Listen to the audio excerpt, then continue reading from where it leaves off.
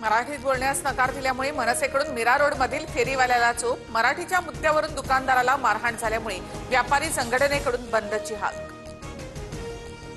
मारहाण करणं भाजपला मान्य नाही, कारवाई व्हावी, मंत्री आशिष शेलार यांची भूमिका। तर मीरा भाईंदर मधील मोर्चा व्यापारी संघटनेचा नाही तर भाजपचा, मनसे नेते अविनाश जाधव यांचा निशाणा। राज ठाकरे यांच्या विरोधामध्ये आक्षेपार्ह पोस्ट करणारा केदार सोमण पोलिसांच्या ताब्यात, आक्रमक मनसे कार्यकर्ते सोमण असलेल्या पोलीस व्हॅनवर धावून गेले, चोप देण्याचा मनसेचा इशारा। लक्ष्मण हाकेंकडून उपमुख्यमंत्री अजित पवारांना शिवीगाळ, महाज्योतीला निधी मिळत नसल्याचा आरोप, गिरगाव चौपाटीवरील आंदोलनानंतर हाके पोलिसांच्या ताब्यात।